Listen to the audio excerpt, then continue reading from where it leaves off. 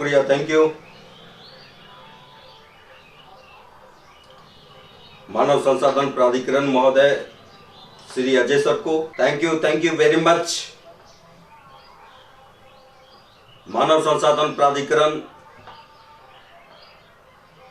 श्रीमान Ajay sir, NMC के हमारे सभी वरिष्ठ साथीगण, एनडब्ल्यूसी के सभी साथीगण, प्रदेश के विभिन्न सारे प्रदेशों से उपस्थित हमारे सभी यशस्वी अधिकारीगण, आप सभी को सर्वप्रथम नमस्कार, सुप्रभात, जय हिंद। साथियों, निरंतर इस वर्चुअल ट्रेनिंग को हम लोग कंटिन्यू कर रहे हैं। राज्य परियोजना प्रबंधन की विधेयक हमने 14 सेक्शन 14 से संबंधित मैंने आपको अवगत कराया था, मैंने जानकारी आपको दिया था 14 सेक्शन 14 के संबंध में। और 14 सेक्शन हमारे ऑर्गेनाइजेशन का सबसे इंटरेस्टिंग विषय है।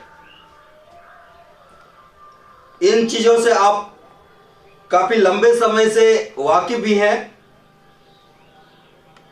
कि 14 सेक्शन 4WS साप्ताहिक बचत योजना की विशेषताओं को बताता है।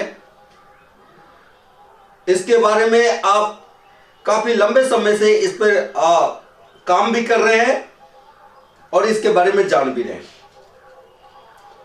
आज मैं सेक्शन 14 का 14(1) से संबंधित मैं आपको मैं आप लोगों को नजर और नजरिए के बारे में थोड़ा सा बताना चाहता हूं। नजर क्या होता है और नजरिया क्या होता है, नजर और नजरिए में क्या अंतर होता है। नजर नजरिए में जो अंतर होता है उसको मैं एक कहानी के माध्यम से आप लोगों के बीच में रखना चाहूंगा ताकि आप लोगों को ज्यादा समझ आ सके। कहानी यह है, एक गांव है और उस गांव में अचानक एक राक्षस, गोलियंत नाम का एक राक्षस उस गांव में आ जाता है।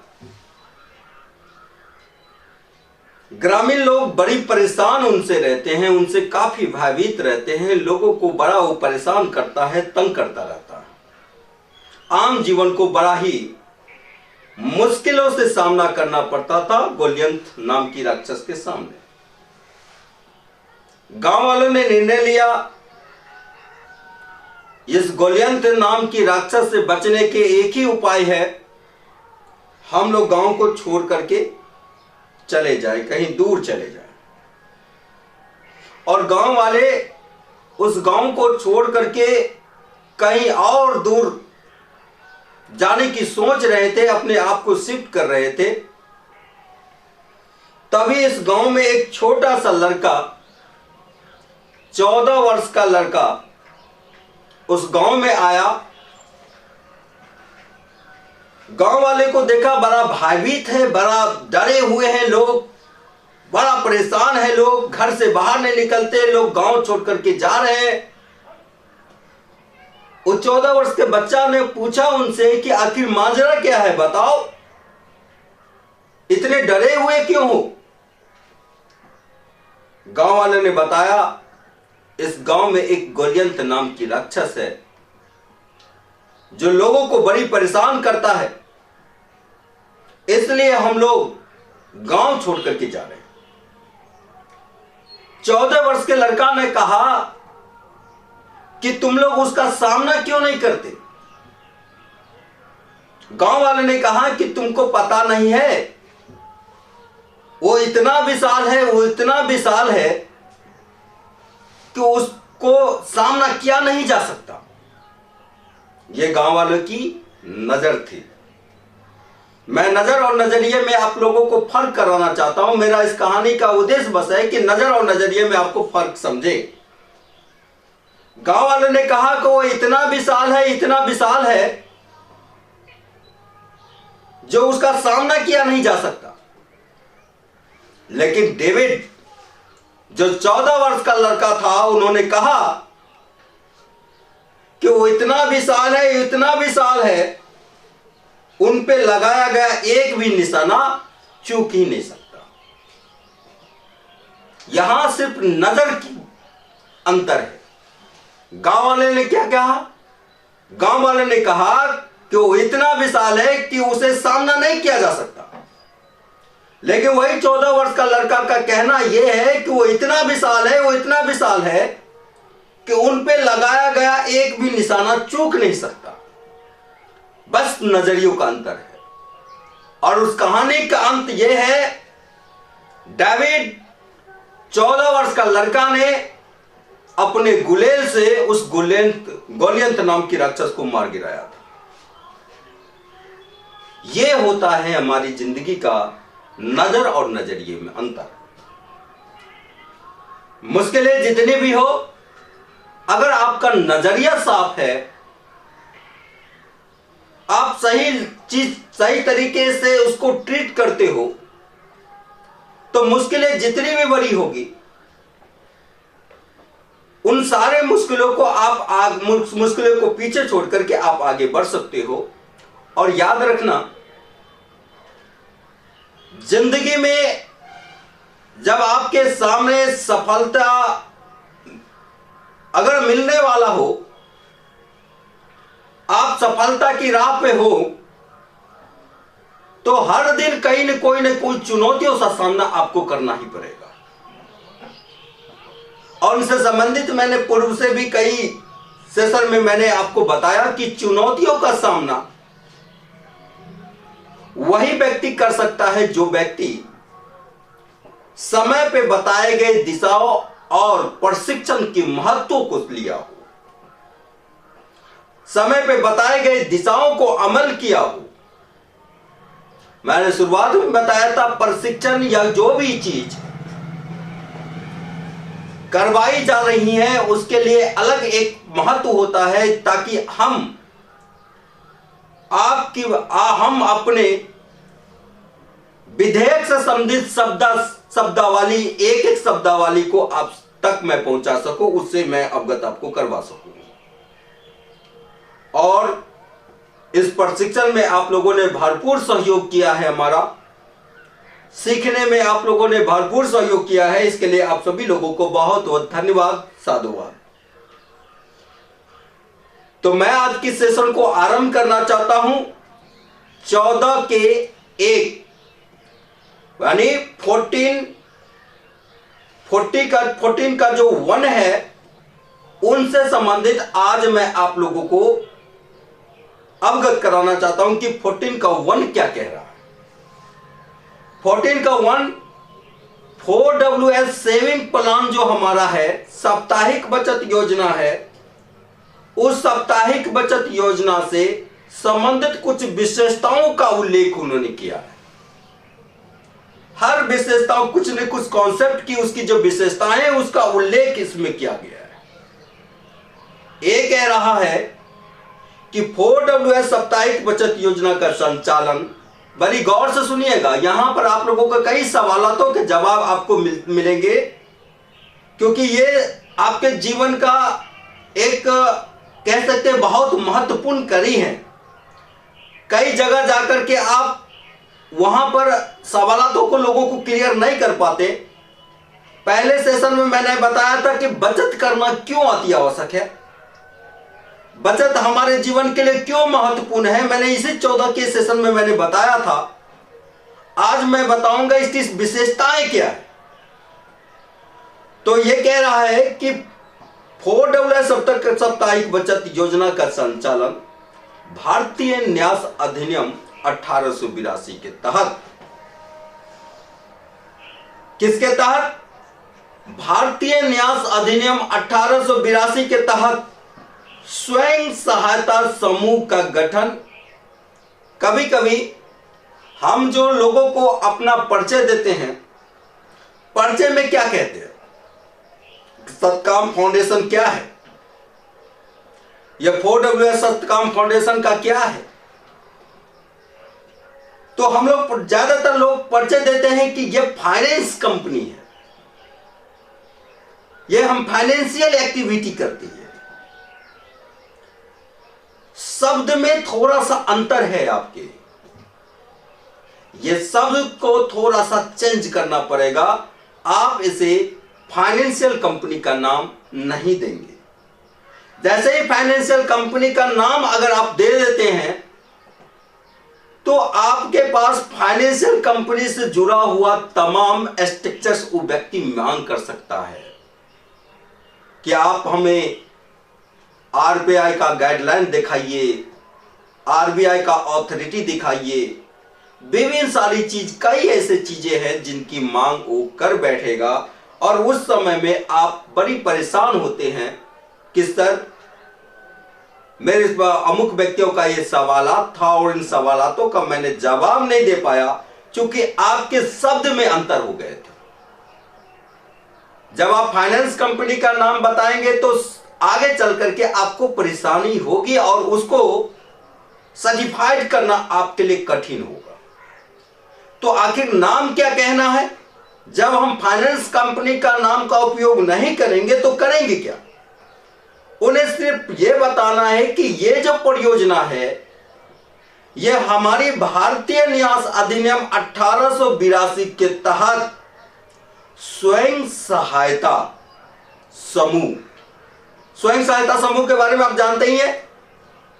यहां हमें फाइनेंस कंपनी का नाम का जिक्र नहीं करना, लेकिन मैं जिक्र करने के लिए अगले अध्याय में बताऊंगा कि जो जहां आपकी रुकावटें हो रही थी उस रुकावटें को भी हमने बढ़िया तरीके से रिपेयर किया ताकि आप कुछ भी बोलो, आप स्वयं सहायता समूह का नाम बोलो, फाइनेंस कंपनी का नाम बोलो, अब तक जो हमारे पास बोलने की जो दिशा रही है वो हमारी दिशा ये रही है कि आप स्वयं सहायता समूह बोलो। तो उसे आप कहेंगे कि भारतीय न्यास अधिनियम 1882 के तहत यह स्वयं सहायता समूह पर काम करती है। स्वयं सहायता समूह मतलब self help group, self help group. और जब सेल्फ हेल्प ग्रुप का नाम अगर लेते हैं तो हर सेक्शन 1882 ये अथॉरिटी प्रदान करती है सेक्शन एज ए स्वयं सहायता समूह को चलाने का। सेक्शन 21 1860 अधिकृत करती है, सेक्शन 81 अधिकृत करती है। ये तमाम सेक्टर उसको करने की अथॉरिटी प्रदान करती है। तो आप उसको बताएंगे जब आप 1882 के अधिनियम में काम करते हैं तो उसे कहेंगे कि हम स्वयं सहायता समूह पर काम करते हैं, सेल्फ हेल्प ग्रुप पर काम करते हैं। और ये हमें भारतीय न्यास अधिनियम 1882 ये हमें अधिकार प्रदान करता है, कानूनी अधिकार प्रदान करता है, लीगली अधिकार प्रदान करता है जिसके तहत हम काम करते हैं। कई ऐसे केस भी हमको सुनने को मिले और मैंने इन दिनों में देखा भी है। अधिकतर जब आपके पास कुछ शिकायतें या कुछ कंप्लेनें डिस्ट्रिक्ट अथॉरिटी कलेक्टर तक पहुंचता है या आपके लोकल कोतवाली तक पहुंचता है, एसपी साहब तक पहुंचते हैं, उस समय में आप लोग काफी परेशान हो जाते हैं कि मेरी शिकायत कलेक्टर साहब के पास पहुंच गया, एसपी साहब के पास पहुंच गया। घबराने की जरूरत नहीं है, बस आपको सेक्शन 1882 के बारे में उसको बताना है। सेक्शन 1882 आपका क्या nature of power, nature of अधिकार, नेचर और एक्टिविटी आपको करने की अथॉरिटी देती है, उसको बताना है।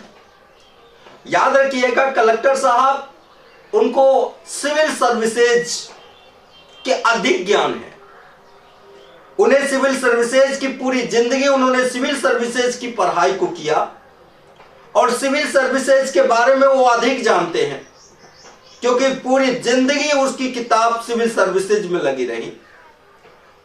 और सिविल सर्विसेज के बाद उन्हें रूरल डेवलपमेंट के लिए भी कुछ चीजें पढ़ाया जाता है। तो रूरल डेवलपमेंट के बारे में भी उसके पास अच्छी समझ है, उन्हें कानून के बारे में अच्छी समझ है, उन्हें आईपीसी पढ़ाया गया है, सीपीसी पढ़ाया गया है, ये तमाम चीज पढ़ाया गया है। उन्हें सीआरपीसी नहीं पढ़ाया जाता, लेकिन वो अलग से अतिरिक्त नॉलेज लेते हैं, क्योंकि एक आईएएस है, उसको सीआरपीसी का भी नॉलेज होता है, आईपीसी का नॉलेज भी होता है, सीपीसी का भी नॉलेज होता है, ये तमाम चीजों का नॉलेज उसके पास होता है। लेकिन जब इस तरह के केसेस आते हैं तो बहुत ही कम एज ए डिस्ट्रिक्ट अथॉरिटी यानी हमारे डिस्ट्रिक्ट मजिस्ट्रेट महोदय सेक्शन 1882 के बारे में जानते हैं, बहुत ही कम। ऐसा इसलिए कि सेक्शन 1882 को उन्होंने कभी जिंदगी में शायद एक आध पढ़ा हो या पूर्ण रूप से जाना हो, या ऐसा नहीं हो सकता।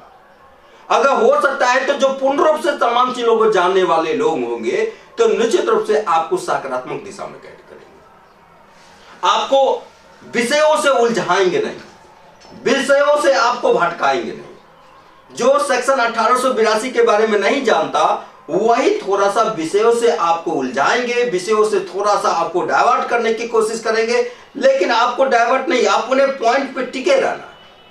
कुछ भी बोले, कुछ भी हो जाए, कोई भी परिस्थिति हो, शब्द का प्रयोग हमको सधे हुए तरीके से करना है। हमेशा शब्द का प्रयोग ही आपको सफल बना सकता है। जब आप राम कहते हैं तो राम का उच्चारण शब्द में एक मर्यादा से जुड़ा हुआ चीज है, मर्यादा पुरुषोत्तम राम के बारे में चिन्ह है। वहीं अगर आप राम के जगह उसका उल्टा मरा कहते हैं तो उसका उच्चारण कुछ अलग हो जाता है। राम का उच्चारण और मरा का उच्चारण, दोनों उच्चारण में अलग अलग भिन्नता है। तो सोचना यह है कि हमें शब्दों का जो गहराइयों को प्रयोग करना है, हमेशा लीगल प्लेटफॉर्म पर ही हमको शब्दों का उपयोग करना है, जिनसे आपको इसके बारे में समझ रखना अति आवश्यक है। और समझ रखने के लिए YouTube पर कई प्रकार के एज ए एडवाइजर आपको प्लेटफॉर्म आपको मिलेंगे, जहां से आप सीख सकते हैं, हमारे प्रशिक्षण के माध्यम से सीख सकते हैं। तो यह सीखना इसलिए जरूरी है जो आप विषय वस्तु को समझ सकें। तो सेक्शन 1882 के तहत समूह गठन, स्वयं सहायता समूह का गठन, और जब स्वयं सहायता समूह के गठन के बारे में कहते हैं तो तमाम चीज लीगल स्ट्रक्चर पे वो आ जाता है, और उसमें आपको कोई ज्यादा उसको क्लियर करने की जरूरत नहीं। वो माने या ना माने, अगर मानता है सही है, अगर नहीं मानता है तो उसका अलग प्रकार की ट्रैक हो जाता है, अलग प्रकार की धारणा होती है, अलग बिंदुओं पर हमको उस मामले को अलग दिशा से देखना होगा। और उस दिशाओं को देखने के लिए सिर्फ और सिर्फ लीगल ही स्ट्रक्चर ऐसा है जो लीगल स्ट्रक्चर के आधार पे आप उनके साथ अपने तमाम सवालों को रख सकते हैं, और वो है उसका आपका लीगल कंसल्टेंसी। और लीगल कंसल्टेंसी आपको तमाम अच्छा सा उनको शब्द जवाब दे सकते हैं, जिससे वो संतुष्ट होंगे। तो ये बचत प्रक्रिया का लीगल आधार प्रदान करती है। क्या करती है? 4WS साप्ताहिक बचत योजना का संचालन भारतीय न्यास अधिनियम 1882 के तहत स्वयं सहायता समूह का गठन एवं साप्ताहिक बचत प्रक्रिया को क्या करता है? लीगल आधार प्रदान करता है, कानूनी अथॉरिटी आधार प्रदान करता है। इसमें एक शब्द और भी चीजों को इसमें ऐड किया गया है। अभी हाल में जो अभी हमारे पास जो फाइनेंस कंपनी अधिनियम है, वो फाइनेंस कंपनी अधिनियम भी ऑर्गेनाइजेशन के पास आ चुकी है। और अब आपको फाइनेंस कंपनी बोलिए या आप 1882 बोलिए, सब लीगल है। आप 1882 भी बोल सकते हैं। पहले जो हो रहा था उसमें लोगों को बोलचाल की भाषाओं में थोड़ी सी दिक्कत होती है, इसलिए परेशानी हो रही थी। अब आपके पास कुछ ही दिनों के बाद आपको फाइनेंस कंपनी अधिनियम का भी लीगल अथॉरिटी प्रदान आपके ऑर्गेनाइजेशन को होने जा रही है, और फाइनेंस से संबंधित सभी कार्य प्रणालियों को विस्तार करने का लीगल एवं कानूनी आधार प्रदान करता है। अब आप 1882 भी बता सकते हैं और फाइनेंस कंपनी अधिनियम भी बता सकते हैं। ये दोनों बता सकते हैं। फाइनेंस कंपनी अधिनियम कुछ दिन के अभी पेंडिंग में है, कुछ दिनों 10 दिन 15 दिन के बाद ये तमाम लीगल स्ट्रक्चर पे हमारे पास कंप्लीट हो जाएगा। तो उसके बारे में अभी आपको नहीं बताना, अभी सिर्फ सेक्शन 1882 के बारे में बताना है। जब तक वो आपके पास तमाम प्रूफ नहीं आ जाते तब तक आप फाइनेंस कंपनी का नाम आप नहीं लेंगे, सिर्फ अभी 1882 का ही नाम लेंगे। तो इन शब्दों को सधे हुए शब्दों का ही प्रयोग करना है ताकि सामने वाले को यह समझ में आ जाए कि वाकई इन्हें सेक्शन की थोड़ी बहुत नॉलेज है। अगर सेक्शन की नॉलेज अगर थोड़ी बहुत उनके पास है तो वाकई आपके साथ वो ज्यादा बात विवाद में नहीं फंसेगा और समझ रखने वाले लोग आपको बहुत ज्यादा सपोर्ट और सहयोग करेंगे। बी कह रहा है इस योजना का लाभार्थी केवल स्थानीय निकाय, आजीविका ग्राम संगठन समूह की महिला मात्र होगी। अन्य किसी व्यक्ति अथवा सदस्यों को प्रवेश निषेध है, क्योंकि ये लीगल प्लेटफॉर्म है, लीगल स्ट्रक्चर है। सोसाइटी अधिनियम 1882 अधिनियम जो पंजीकृत होती है, उस पंजीकृत होने के दिशा में उसका मोमेंटम जो होता है, उस सरकार का गवर्नमेंट का जो गाइडलाइन के अकॉर्डिंग जो मोमेंटम उसकी होती है, उस मोमेंटम में क्लियर बातें कट लिखी हुई है कि अगर आप सेल्फ हेल्प ग्रुप चला रहे हैं तो सेल्फ हेल्प ग्रुप के लोगों को ही इसकी आर्थिक लाभ मिलनी चाहिए। बाहर के लोगों को आप इस पैसे का उपयोग या इस बचत राशि का उपयोग बाहर के लोगों के डेवलपमेंट पे आप नहीं करेंगे, यह बैन किया हुआ। तो इसलिए कभी भी हम ये कहते हैं कि इस योजना का लाभार्थी केवल स्थानीय निकाय आजीविका ग्राम संगठन समूह की महिला मात्र होगी, क्योंकि वो हमारे संस्थान का, हमारी ऑर्गेनाइजेशन की मेंबर्स है और इसके लिए वो अधिकार उसके पास है। उन्हीं लोगों का अधिकार है जो हमारे पास अभी ग्रुप एक्टिविटी में शामिल है। अन्य किसी व्यक्ति को इस योजना का हम लाभ नहीं दे सकते हैं। अगर देते हैं तो हमें ये 1882 ये अधिकार नहीं देता, ये अनलीगल फॉर्म पर फिर चला जाएगा। इसलिए जो 1882 अधिनियम है, जिसके उसके एक मॉनिटम एसोसिएशन है, उस एसोसिएशन पर ही हम लोग बात करेंगे जो लीगल प्लेटफॉर्म और लीगल स्ट्रक्चर को तय करता है। सी नंबर पॉइंट कह रहा है इस योजना में महिला अपने स्वेच्छापूर्वक साप्ताहिक बचत प्लान एवं टर्म अवधि का चयन करती है। हम किसी भी व्यक्ति को, किसी भी हमारे मेंबर्स को यह प्रेरित नहीं करते कि आप इतना का बचत करो। उनकी स्वेच्छा अगर जितना का है, हमारे पास जो पॉलिसी है उस पॉलिसी में जो भी उसकी इच्छा करती है उस पॉलिसी का हिस्सा बन सकती हैं। हम किसी व्यक्ति को दबाव या प्रेशर नहीं दे सकते, बल्कि उन्हें स्वेच्छापूर्वक टर्म बचत और टर्म अवधि चयन करने का उसे एज ए सोसाइटी में स्वतंत्र अधिकार प्रदान करता है। डी नंबर कह रहा है महिलाएं इस योजना का लाभ लगभग 6 प्रकार की प्रभावी कोई भी एक या उससे अधिक योजना का लाभार्थी हो सकती है। हमारे पास 6 प्रकार का स्कीम है। उस 6 प्रकार के स्कीम में से हमारे ग्रुप की जो सदस्यां हैं, हमारे ग्रुप की जो दीदी हैं, उन दीदी हमारे 6 योजना में से कोई एक योजना के भी संचालन कर सकती है और उससे अधिक योजनाओं का भी लाभ वो ले सकती है। अगर उसकी इच्छा है कि एक बचत योजना का मैंने संचालन किया, मैं दूसरा बचत योजना का भी संचालन करूं, तो उसको प्रभावी नहीं किया जा सकता, वो संचालन कर सकती है। तो 6 प्रकार की योजना जो है उसकी लाभार्थी वो हो सकती हैं। उन्हें अनिवार्य रूप से कम एक योजना का हिस्सा होना होता है। यानी 6 प्रकार की योजना है, उस 6 प्रकार की योजना में से किसी एक योजना का उनके पास हिस्सा होना अनिवार्य है, जो आगे तक वो तमाम व्यवस्थाओं को प्रभावित करेंगे। और नियमित अंतिम टर्म अवधि तक संचालन प्रक्रिया में रखना होता है। टर्म अवधि, अब किसी का टर्म अवधि 3 सालों का है तो 3 साल तक उसकी बचत प्रक्रिया को फाइनल कर रखना होता है, उसे संचालन में रखना है। यदि कोई एक सदस्य भी 1 महीना तक का बचत क्रियान्वयन नहीं करता है तो इसका प्रभाव समुचित पर समूह पर हो सकता है। अब 15 दीदियों का समूह है और 15 दीदियों में से 12 दीदी नियमित अपनी बचत कर रही हैं, 3 दीदी अभी बचत नहीं कर रही हैं, तो उसका प्रभाव सिर्फ 3 पर नहीं होगा, उसका प्रभाव 15 पे पड़ सकता है। इसलिए समूह के कुछ अधिकार लोगों को दिए गए हैं कि किस समय किस कदम को उठाना है। 4 सप्ताह लोग बैठक नहीं किया, क्या करना चाहिए, उसके लेकर के जो आपकी प्लांटी स्कीम है, प्लांटी स्कीम को आपको प्रभावी करना होगा या उसे ग्रुप से निष्कासित करना होगा, इत्यादि कई प्रकार की पहल किए गए। उस पहल व्यवस्था को ग्रुप और ग्रुप के साथ हमारे जो प्रस्तावक महोदय हैं, यानी हमारे पंचायत कोऑर्डिनेटर महोदय को इन बातों को विशेष रूप से एक्टिव रखनी होगी।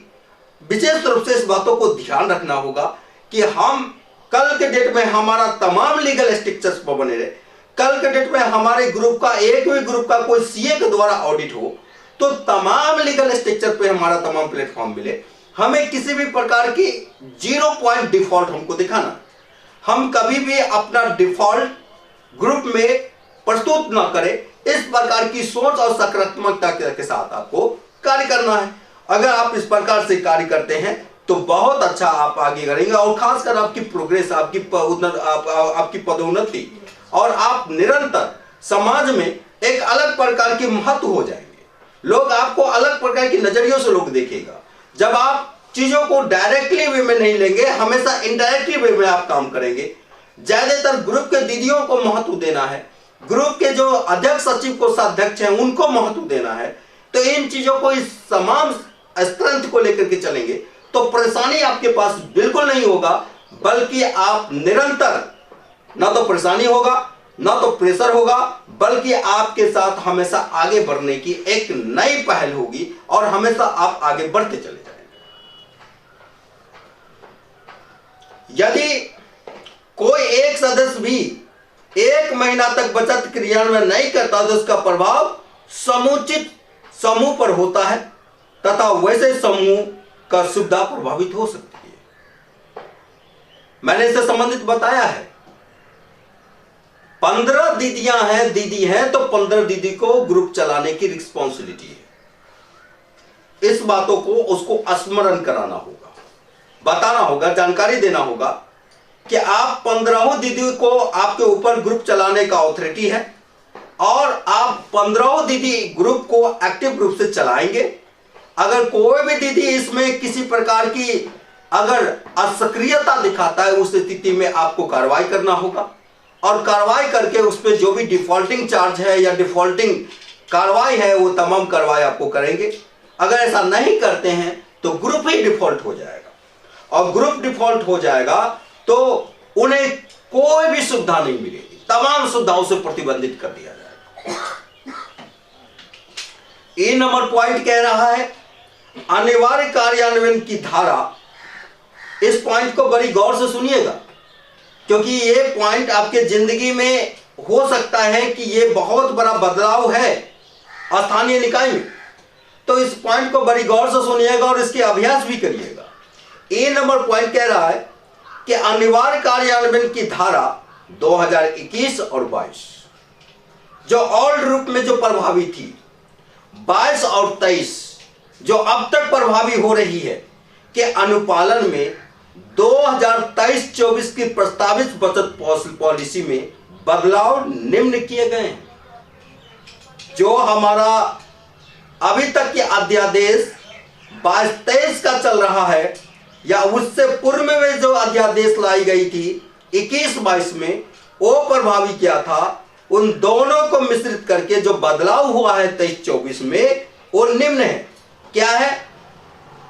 जिसे 1 फरवरी 2024 से प्रभावित किया गया है। अभी जो नया पॉलिसी आया है उसे 1 फरवरी 2024 से प्रभावित किया गया है। पूर्वोत्तर में संचालित पॉलिसी निर्धारित टर्म अवधि तक संचालन प्रक्रिया में रहेगा और 1 फरवरी 2024 से निम्नलिखित बचत पॉलिसी लीगल टेंडर का हिस्सा माना जाएगा। अभी तक बचत पॉलिसी की जहां तक ताल्लुकात है, टर्म अवधि की ताल्लुकात है, तो आप लोगों को ये अभी तक बताया गया है, पूर्व से आप तमाम चीजों को कर भी रहे हैं कि हमारा बचत पॉलिसी सुपर ए बेनिफिट क्या है, सुपर बी बेनिफिट क्या है सुपर डी बेनिफिट क्या है, सुपर ई बेनिफिट क्या है और सुपर एफ बेनिफिट क्या है। ये जो 6 प्रकार की पॉलिसी है, 6 प्रकार की पॉलिसी में बदलाव किया गया है। जो पूर्व से आप पॉलिसी चला रहे थे उस पॉलिसी को आप चलाएंगे, लेकिन नया पॉलिसी आप उस पर आधारित लागू नहीं करेंगे। उसको टर्म अवधि जैसे पूरा हो जाएगा वो पॉलिसी वैसे स्वतः लीगल टेंडर से हट जाएगा। अब मान के चलते उदाहरण के तौर पर आपकी कई ग्रुप 15 रुपया साप्ताहिक का चल रहा होगा, उसका 1 साल का मेच्योरिटी होगी या 2 सालों का मेच्योरिटी होगी या 3 सालों की मेच्योरिटी होंगी, तो वो 15 रुपया का साप्ताहिक बचत पॉलिसी अब लीगल टेंडर का हिस्सा नहीं रहा। अब उसको लीगल टेंडर से बाहर कर दिया गया है और उसको दूसरे जगह दूसरे पॉलिसी के रूप में लाया गया है। तो लीगल टेंडर जब ये नहीं रहा तो क्या उसके लेकर के क्या हमें करना हो सकता है। तो आपके पास जो पूर्व से जो आपकी 4WS बचत योजना के रूप में आप चलाया करते थे, जिनकी मैच्योरिटी टाइम 15 रुपया वीकली है या 25 रुपया वीकली है, जो भी वीकली उन्होंने शुरू में लिया था, वो जो वीकली चलाया है उसकी मैच्योरिटी टाइम पूरा हो जाने के बाद उसे स्वतः लीगल टेंडर से हटा दिया जाएगा। अभी जितना भी ग्रुप ऐसा है उन सभी ग्रुपों को मैच्योरिटी टाइम पूरा हो जाने के बाद वो लीगल टेंडर का हिस्सा नहीं होगा। 1 फरवरी 2024 से जो लीगल टेंडर का हिस्सा होने वाला है वो क्या होने वाला है, इस बातों को आपको गौर करना है। सुपर ए बेनिफिट जो अभी 1 फरवरी से लीगल टेंडर का हिस्सा होने वाला है, सुपर ए बेनिफिट, अब सुपर ए बेनिफिट को हम 50 रुपया प्रति सप्ताह से शुरू करने वाले हैं। अब जितने भी ग्रुप हमारा शुरू होगा वो सुपर ए बेनिफिट की कोई दीदी हमारे पास पॉलिसी चेंज करेंगी तो अब उसको पॉलिसी देंगे हम 50 रुपया प्रति सप्ताह। सुपर बी बेनिफिट कोई दीदी अगर चेंज करेंगी हमको उसको पॉलिसी देंगे 100 रुपया प्रति सप्ताह। सुपर सी बेनिफिट कोई दीदी अगर चेंज करेंगी तो उनको हम देंगे 150 रुपया प्रति सप्ताह की पॉलिसी। सुपर डी बेनिफिट कोई दीदी अगर चेंज करेगा तो उन्हें हम देंगे 250 रुपया साप्ताहिक की policy. Super F E benefit कोई दीदी अगर चेंज करेंगे तो उसे हम देंगे 350 रुपया प्रति सप्ताह की पॉलिसी। और लास्टली सुपर एफ बेनिफिट कोई दीदी अगर चेंज करेंगे तो अब हम उसको देंगे 500 रुपया प्रति सप्ताह की पॉलिसी। अब आपको मार्केट में अब ग्रुप को जो आपको करना है, क्योंकि ये 1 फरवरी के बाद लीगल टेंडर के रूप में आ चुका है, तो आपको अब लोगों के बीच में जो जाना है नए ग्रुपों के लिए, तो नए ग्रुपों के लिए जो पॉलिसी लोगों को बताना है, सुपर ए बेनिफिट कितने रुपया का, 50 रुपया प्रति सप्ताह का। सुपर बेनिफिट कितने रुपया का, 100 रुपया प्रति सप्ताह का। सुपर सी बेनिफिट कितने का, 150 रुपया प्रति सप्ताह का। सुपर डी बेनिफिट कितने का, 250 रुपया प्रति सप्ताह का। सुपर ई बेनिफिट कितने का, तो 350 रुपया प्रति सप्ताह। और सुपर एफ बेनिफिट 500 रुपया प्रति सप्ताह। अब आपको इस प्रकार से लोगों को रिप्रेजेंट करना है, कहना भी है कि हमारा जो पूर्व के विधेयक थे उस विधेयक में वो बदलाव किया गया है। आपका जो पूर्व से जो संचालन है ग्रुप या पूर्व से जो बचत कर रही है उसकी टर्म मैच्योरिटी पूरा हो जाने के बाद आपको वो पैसा 100% वापस हो जाएगा। परंतु अब हम नए कानून के तहत ही ग्रुप को संचालन करेंगे, नए कानून के तहत ही हम बचत प्रक्रिया को एक्टिव करेंगे। ओके, अब हम 40 का 2 14 का 2 वार्षिक ब्याज के संबंध में हम लोगों को रिप्रेजेंट करते हैं। अभी तक बहुत सारे लोगों के अभी तक उस पुराने व्यवस्था में कंफ्यूजन में रहा कि ब्याज का रेट कैसे हो सकता है, किस प्रकार की कई प्रकार की सवालातें होती हैं। इन सवालातों को आपका 14 का 2 आपको स्पष्ट क्लियर कर देगा। 14 का 2 जो आप अध्ययन करेंगे तो उसमें स्पष्ट क्लियर किया गया है कि लोगों के वार्षिक ब्याज का किस प्रकार की पॉलिसी को तैयार किया गया। पहले यह समझ लिए 4WS साप्ताहिक बचत योजना super A, super B, C, D and F benefit का टर्म अवधि अभी तक आप 1 सालों की टर्म अवधि को चयन करते थे, लेकिन अब 1 साल की टर्म अवधि को चयन आप नहीं कर सकते, क्योंकि इसे चेंज कर दिया गया है। 1 साल की अब जितना भी नया ग्रुप होगा बनेगा, वो 1 साल की टर्म अवधि के साथ नहीं बनेगा। पुराना जो ग्रुप है उसकी, जैसे मैंने बताया कि टर्म अवधि पूरा हो जाने के बाद उनकी सारी राशि हम वापस करेंगे, टाइम पर करेंगे, सब कुछ करेंगे। उसकी जो ब्याज है, जो भी कमिटमेंट है, तमाम चीज हम करेंगे। लेकिन यहां से जो आपको ग्रुप एक्टिव करना है, तो पहला जो आपके पास सेविंग पॉलिसी है, उस सेविंग पॉलिसी 6 प्रकार की सेविंग पॉलिसी, नया सेविंग पॉलिसी लोगों को रिप्रेजेंट करना है। इसके बाद जो इसकी मेच्योरिटी ऑफ टाइम है, उस मेच्योरिटी टाइम में भी बदलाव किया गया है। मेच्योरिटी टाइम को भी आप नए पॉलिसी के तहत आप मेच्योरिटी टाइम लोगों को बताएंगे। मेच्योरिटी टाइम क्या है? 2 वर्ष। अब 1 वर्ष लीगल टेंडर का हिस्सा नहीं होगा। अब हम कभी भी बात करेंगे तो 2 वर्ष टर्म के साथ हम शुरुआत करेंगे कि हमारी मेच्योरिटी टाइम जो है, वो मेच्योरिटी टाइम कम से कम 2 वर्ष तक आपको ग्रुप आपको बचत करना होगा। दूसरा 3 वर्ष, 5 वर्ष, 8 वर्ष, 11 वर्ष एवं 15 वर्ष।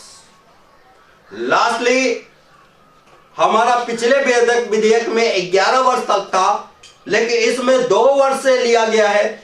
2 वर्ष की बचत कर सकती हैं, 3 वर्ष तक की बचत कर सकती हैं, 5 वर्ष तक बचत कर सकती है, 8 वर्ष तक बचत कर सकती है, 11 वर्ष तक बचत कर सकती है, लास्टली 15 वर्ष तक वो बचत कर सकती है के रूप में अनुबंध, ये अनुबंध की प्रक्रिया में आ जाएगी। जब आप लोगों को, दीदियों को अगर आप बचत मेच्योरिटी पॉलिसी के बारे में बताते हैं, उसका फॉर्म फिलअप करवाते हैं, मैनुअली फॉर्म फिलअप करवाते हैं या इलेक्ट्रॉनिक फिलअप करवाते हैं, वो एक अनुबंध की प्रक्रिया में रूप में लिया जाएगा, एक लीगल फॉर्म पे लिया जाएगा, अनुबंधित किया जाएगा कि आपको इतने टाइम तक तमाम चीजों को कंप्लीट करना है और ये रूल्स हैं, ये रेगुलेशंस हैं।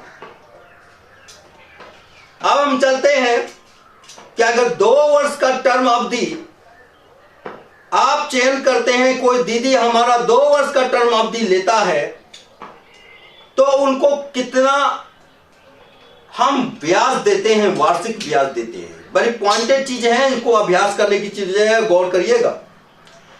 2 वर्ष तक की बचत अवधि के सभी खाता धारकों को, दीदियों को 3.5% वार्षिक वर्ष दिया जाएगा।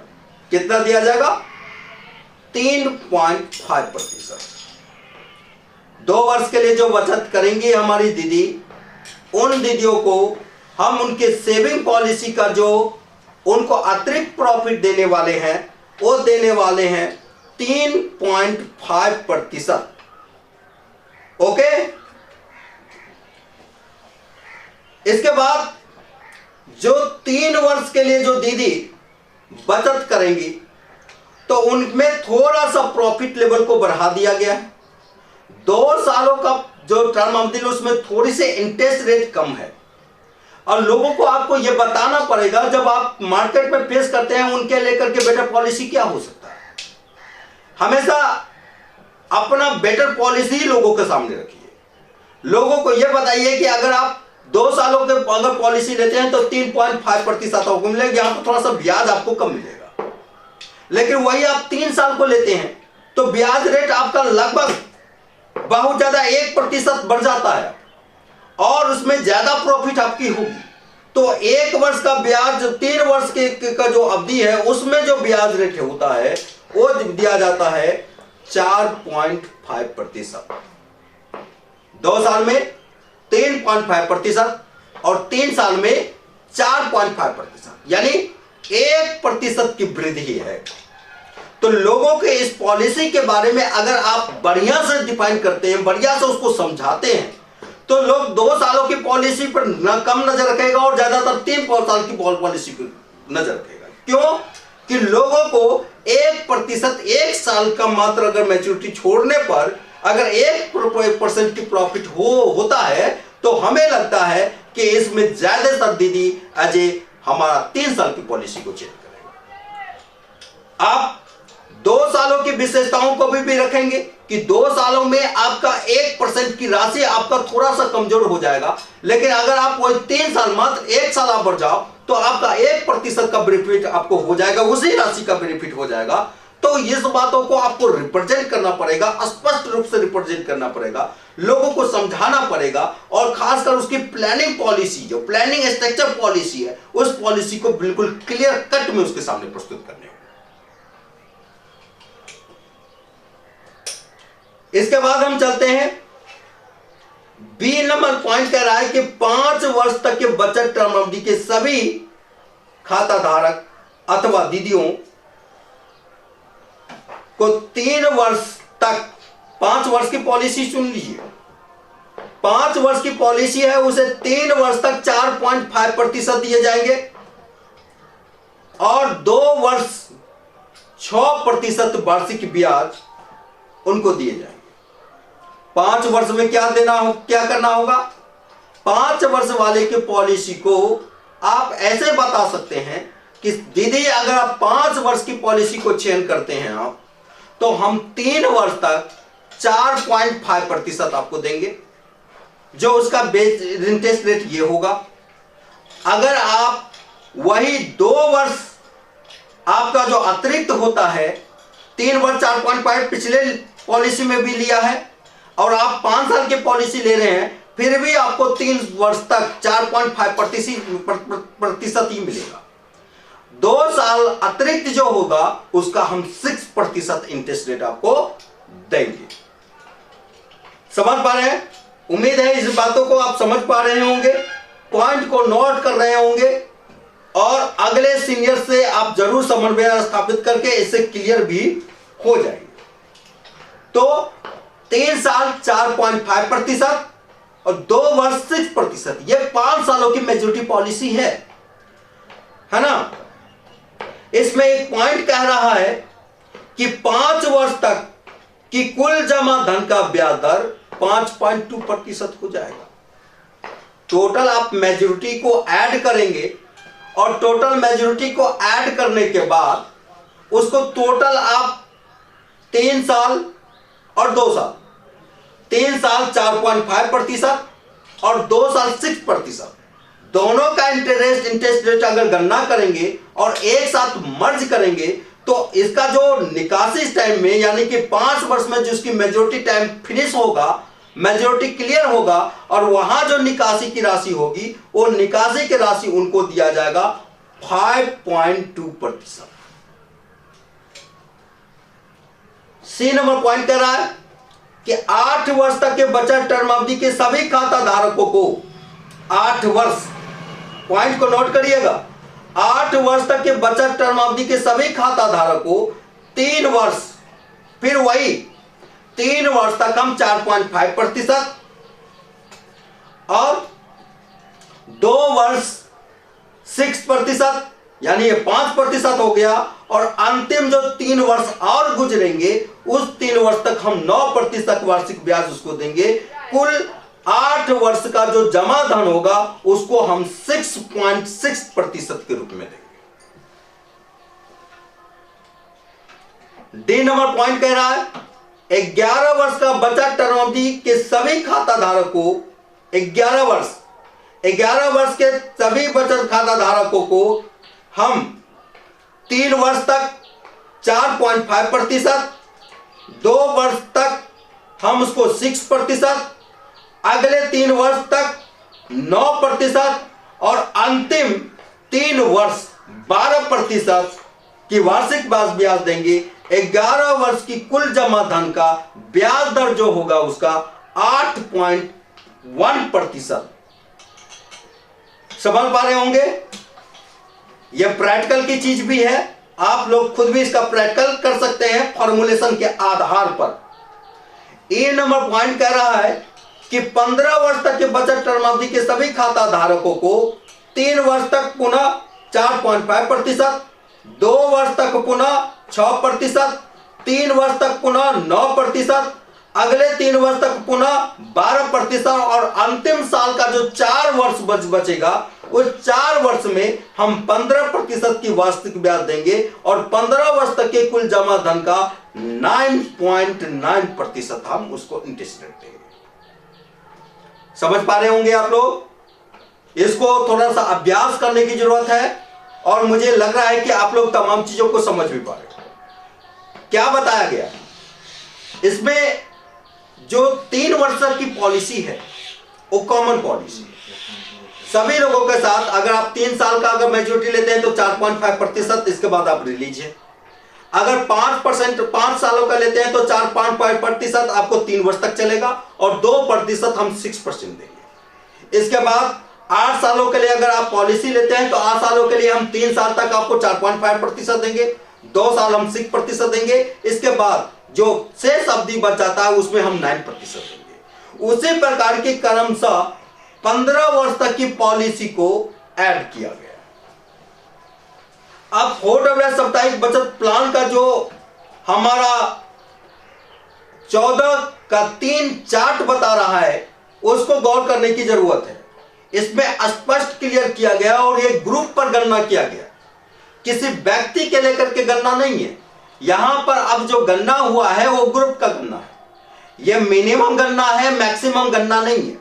मिनिमम और मैक्सिमम गणना अलग होती है। मिनिमम अगर आप लेंगे तो मिनिमम में ये पाएंगे और मैक्सिमम में उससे अधिक पाएंगे। तो मिनिमम गणना है ये। अनिवार्य कार्यान्वयन की धारा 23-24 के अनुबंध में प्रस्तावित साप्ताहिक बचत योजना को चार्ट में दिखाया गया है। अनुबंध संख्या 14 के 2 के नियम एवं शर्तें सभी बचत योजना super A, super B, super C, super D, super E and super F benefit की सभी खाताधारकों पर लागू की जाएगी। क्लियर है बात? समझ में आ रहा है तो बोलो हां। आगे इसको चार्ट में प्रदर्शित किया गया है कि सुपर ए बेनिफिट 50 रुपया वीकली साप्ताहिक अगर होती है तो 50 रुपया वीकली साप्ताहिक होगी तो 2 वर्षों में इनके पास 104 सप्ताह होंगे। 52 सप्ताह साल का होता है और 52 सप्ताह साल का होता है तो 2 वर्ष का 104 सप्ताह उसके पास होंगे और 204 सप्ताह में इनकी जो बचत धन होगा वो 78,000 रुपया का जमा होगा। दोस्तों यहां पर मैं एक चीज कहना चाहता हूं। ग्रामीण भारत में आज हमारे ग्रामीण भारत के अंतर्गत जो विडंबनाएं हैं, समस्याएं हैं कि लोग बचत की महत्व को बहुत ही कम दे रहे हैं। लेकिन आपकी जो इसको रिप्रेजेंट करने की पावर है, आप इसको रिप्रेजेंट तरीके से करते हैं तो आगे कोई भी दीदियों को आप बता सकते हैं कि आगे चल करके आपका फ्यूचर, आपके परिवार का फ्यूचर और खासकर आपके समूह का फ्यूचर कितना बड़ा हो सकता है। आप 15 दीदी हैं, 15 दीदी मिलकर के एक ऐसे संगठन का निर्माण करती हैं जहां आर्थिक रूप से अपने आप को तो मजबूत करते हैं, साथ साथ आर्थिक रूप से आपके परिवार के लोग स्वास्थ्य और शिक्षा के रूप में भी काफी विकसित हो जाता है। आप स्वयं आत्मनिर्भर भी हो जाते हैं। इन बातों को लेकर के उन्हें स्पष्ट और क्लियर एक एक उदाहरण प्रस्तुत करके आपको बताना होगा। जो मैं प्रशिक्षण के दरमियान जो ग्रुप के प्रशिक्षण है, ग्रुप का प्रशिक्षण के लेकर के जो अगले सेशन का अध्याय है, वो अगले सेशन के अध्याय में आपको सभी पंचायत समन्वयक साथियों को मैं जरूर बताऊंगा कि कैसे ग्रुप के दीदियों को साप्ताहिक बचत के रूप में उसको किस प्रकार से रिप्रेजेंट किया जाए ताकि सब दीदी खुशी खुशी करके अपनी बचत पॉलिसी को कर सके। यह सोचकर कर सके कि हमें कर्ज कम और बल्कि अपनी उन्नति को ज्यादा करना है। अभी यह उल्टा हो रहा है। अभी लोग का बचत कम और कर्ज की उम्मीद ज्यादा की हुई है। तो यही मुश्किल है, थोड़ी सी परेशानी है। लोगों को माइंडसेट को थोड़ा सा चेंज करना है कि लोगों को बचत अधिक हो और कर्ज कम जाए। हमारा यह अलग है कि हम उसे आत्मनिर्भर बनाने की दिशा में विभिन्न प्रकार की प्लेटफॉर्म को लेकर के आने जा रहे हैं। एक जनपद एक कार्य की प्रणाली हमारा जो मेरा भारत मेरा आजीविका मिशन है, उसके साथ हम जो शुरुआत करेंगे तो कोई भी दीदी पर लोन का प्रेशर नहीं होगा, बल्कि उन्हें अपने उत्पाद को बढ़ाने के लिए एक जगह दिए जाएंगे। सभी दीदी मिलकर के उत्पाद करेंगे, कोई सेल्स को देखेंगे, कोई प्रोडक्शन यूनिट को देखेंगे इत्यादि। की पॉलिसी है मेरे भारत मेरा भारत मेरी आजीविका मिशन। जो मैंने कहा था कि उसे लास्टली मार्च तक मैं उसको कंप्लीट करूंगा और मार्च तक इस चीजों को मैं लागू करूंगा। कुछ जनपदों में मैं इसको रिव्यू के मूड में लूंगा, एज ए प्रैक्टिकल मूड में लूंगा। और जैसे कि मैं एक जनपद उत्तर प्रदेश के अंतर्गत आता है और उसमें हमारी दीदी ने बहुत ही कौशल अपने प्रभाव को किया है। मैं देख रहा हूं कि वो अभी से इस चीजों को तैयारी करना शुरू कर दी। वो दीदी अभी से ही उस चीजों को तैयारी करना शुरू कर दिया है। मुरब्बा का बनाने का प्लान और सिलाई कटाई से संबंधित बहुत सारी चीजों को करना शुरू कर दिया। मैं उस दीदी को पहले तो साधुवाद दे देना चाहूंगा कि आप इस तरह के कुशल नेतृत्व को प्रतिनिधित्व कर रही हैं, इसलिए आपको बहुत बहुत धन्यवाद। क्योंकि आपकी एक्टिविटी हमारे संज्ञान में आ चुका है, तो मैं आपके जो एक्टिविटियां हैं उस एक्टिविटियों को और चार चांद करूंगा और मैं आपके ये उद्देश्य जो है, आपकी जो विजन है, उस विजन को आगे बढ़ाने के लिए मैं भरपूर सहयोग करूंगा मेरा भारत मेरी आजीविका मिशन के तहत। तो यहां पर 2 वर्ष की पॉलिसी में 50 रुपया का साप्ताहिक पॉलिसी है, 78,000 रुपया का जमाना, लेकिन निकासी उसे 2 साल में जो उसको दिए जाएंगे उसे दिया जाएगा 80,730 रुपया। यानी टोटल अगर इंटरेस्ट रेट अगर आप जोड़ेंगे तो यहां 3.5% का इंटरेस्ट रेट इंक्लूड किया गया है जो उन्हें दिया जाए। सॉरी। वही सुपर ए बेनिफिट से रिलेटेड जो आप मेजोरिटी चाहते हैं 3 वर्ष का, और मेजोरिटी 3 वर्ष का होगा तो 156 सप्ताह आपके पास हो जाएगा। और 156 सप्ताह में दीदियों के द्वारा समूह के द्वारा जो बचत होंगी 1,17,000 रुपया का बचत होगा। निकासी उनको दिया जाएगा, जो उनको निकासी होगा 1,22,265 रुपया निकासी होगा 3 सालों में। 5 सालों में उसी प्रकार जो उसकी मेजोरिटी पॉलिसी दिया गया है 260 सप्ताह का प्रोग्राम है, उसमें 8 साल की पॉलिसी में 416 सप्ताह का प्रोग्रामिंग किया गया है। 11 सालों की पॉलिसी में 572 सप्ताह का प्रोग्रामिंग किया है और 15 सालों की पॉलिसी में 780 सप्ताह का प्रोग्राम उसमें किया गया है। और उसके लेकर के बिल्कुल उसको जो मैंने आपको फॉर्मुलेशन दिया है उस फॉर्मुलेशन के आधार पर तमाम एक्टिविटी को आप भी रिव्यू कर सकते हैं। बी बेनिफिट जो हमारा 100 रुपया का पॉलिसी है, बी बेनिफिट में 100 रुपया का पॉलिसी में 2 वर्ष की जो मैच्योरिटी होती है वो 2 वर्ष की मैच्योरिटी में 104 सप्ताह होता है और वहां पे 1,56,000 रुपया उनका जमा होता है और निकासी हम 1,61,460 रुपया देते हैं। उसी प्रकार 3 वर्ष 156 सप्ताह का होता है, जहां पे जो उनकी जो डिपॉजिट होता है 2,34,000 का, हम उसको निकासी देते हैं 2,44,530 रुपये। इसी प्रकार 5 वर्ष के लेकर की पॉलिसी है बी बेनिफिट पे, 8 साल के लिए भी है, 11 सालों के लिए भी है और 15 साल के लिए भी है। सी बेनिफिट का सेम पॉलिसी जो जिस प्रकार से प्रोग्रामिंग है, बस की राशि थोड़ा सा चेंज हो जाता है। सी बेनिफिट जैसे आप चेंज करेंगे 150 रुपया के पॉलिसी से आपकी शुरुआत होगा, अच्छी खासी आपकी बचत होती है। 2 सालों में 2,34,000 रुपया बचत करते हैं, निकासी आप पाते हैं 2,42,190 रुपया। उसी प्रकार 3 सालों में आप 3,51,000 रुपया को जमा करवाते हैं, निकासी पाते हैं 3,66,795। ये बहुत बड़ी बात है। ग्रामीण भारत में खासकर जहां पर दीदियों ने अब तक सोचा नहीं था कि छोटे छोटे पैसा हम सप्ताह में जमा करेंगे और इतना बड़ा कैपिटल हमको मिलेगा जो कल के डेट में हम अपने बच्चे को पढ़ाई में हमको ये काम आ सकता है, हमारे परिवार के स्वास्थ्य सेवा को बेहतर करने में काम आ सकता है, या हम अपने परिवार को अधिक हम आर्थिक क्षेत्र में मजबूत कर सकते हैं, या हम अपने बच्चों को शादी व्यवस्थाओं में जो आपकी परेशानियां होती हैं उस परेशानियों को आप खत्म कर सकते हैं। इत्यादि प्रकार की झमेला, इत्यादि प्रकार की झंझट आपका खत्म, अगर आप सही दिशा में तमाम चीजों को ले लिया जाए। तो सी बेनिफिट की पॉलिसी उसी प्रकार से डी बेनिफिट की पॉलिसी है, उसी प्रकार से ई बेनिफिट की पॉलिसी है और इसी प्रकार के एफ बेनिफिट की भी पॉलिसी इसमें इंक्लूड किया गया। मुझे उम्मीद है कि ऐप बेनिफिट तक की तमाम पॉलिसी को आप समझ पाए होंगे।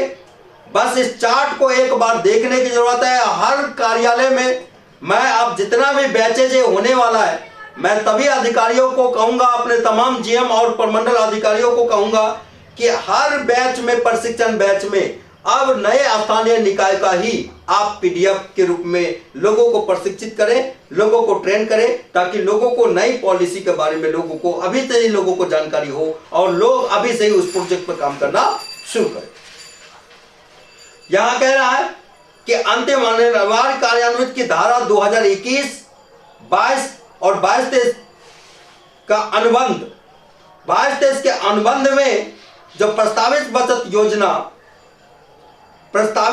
योजना 15 रुपया साप्ताहिक, 25 रुपया साप्ताहिक एवं 35 रुपया पूर्व क्रियान्वित नियम व्यवस्थाओं के तहत टर्म अवधि पूरा होने तक प्रभावी माना जाएगा।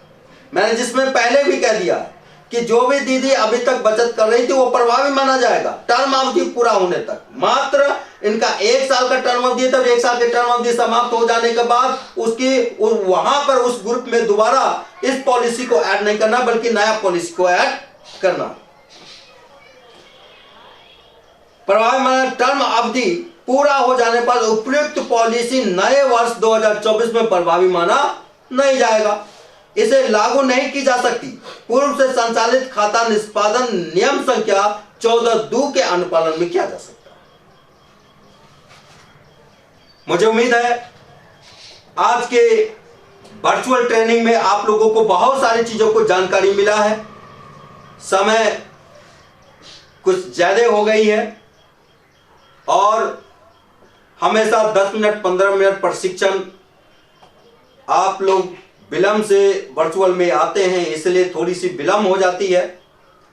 आप कोशिश करें कि 8:30 बजे से हम प्रशिक्षण को आरंभ करें और ज्यादा से ज्यादा संख्या में आप लोगों को पार्टिसिपेट करवाएं।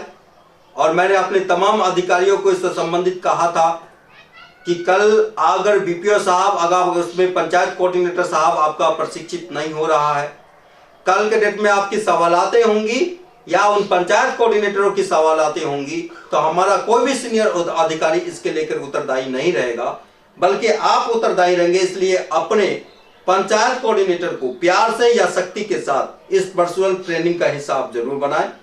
एपीओ साहब, अगर आपका बीपीओ इस ट्रेनिंग में हिस्सा नहीं हो रहा है तो आप कल के डेट में आपके साथ भी सेम फंडामेंटल है कि अगर आप कोई भी एक्सक्यूजेज या कोई भी चीजें लेकर के हमारे अधिकारी के पास जाते हैं तो वो चीजों अजय नहीं माना जाएगा और इसके लिए दंडित भी आपको किए जाएंगे। इसलिए अपने प्रखंड परिणाम पदाधिकारी को प्यार से हो या आपको सख्ती के साथ हो, आप इस वर्चुअल संवाद को जरूर आप करवाएं। और डिस्ट्रिक्ट अथॉरिटी साहब, आप पूर्ण रूप से पूरी एडमिनिस्ट्रेशन पे कमांड बनाकर रखें कि कौन व्यक्ति हमारी वर्चुअल ट्रेनिंग में हिस्सा ले रहा है, कौन व्यक्ति नहीं आ रहा है। अगर जो व्यक्ति वर्चुअल ट्रेनिंग में नहीं आ रहा है, कल ऐसा कोई भी सवालात आप लोग आपके साथ करता है, उन सवालों को तत्काल उसको बर्खास्त कर दिया जाए और बर्खास्ती नहीं, उस पर कार्रवाई भी की जाए।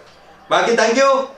मुझे उम्मीद है अभी की जो प्रशिक्षण सेशन चल रही है वर्चुअल, उससे आप लोगों को बहुत कुछ सीखने को मिल रहा होगा, बहुत चीजों को जानने को मिल रहा होगा। और ये अभी तो कड़ी शुरुआत हुई है। हमको लग रहा है कि लंबा ये ट्रेनिंग चलने वाला है, लंबा सेशन चलने वाला है। और लंबा सेशन, क्योंकि ये मात्र सेशन का 2% हम मात्र आपको बता रहे हैं। अभी मात्र 2% प्रशिक्षण के हिस्सा में हम अभी 98% कड़ी को हमको छूना है। इसलिए आप सभी लोगों को मानसिक रूप से तैयार हो जाना है। मैं सुबह सुबह का टाइम इसलिए रखा हूं कि आप बिल्कुल स्वस्थ मस्तिष्क के साथ इस प्रशिक्षण को लें, एक क्लास के रूप में, एक लर्निंग के रूप में लें। और लर्निंग जीवन में एक ऐसा माहौल महत्वपूर्ण चीज है जिसे कितना बार भी लिया जाए, हर बार नया चीजों को सीखने का मौका मिलता है। बाकी थैंक यू वेरी मच। मैं अपने मानव संसाधन प्राधिकरण सर को आमंत्रित करना चाहूंगा कि संत शब्दों के साथ आप आज की वर्चुअल ट्रेनिंग को विराम देंगे। बाकी आप सभी लोगों को बहुत बहुत धन्यवाद। Thank you very much.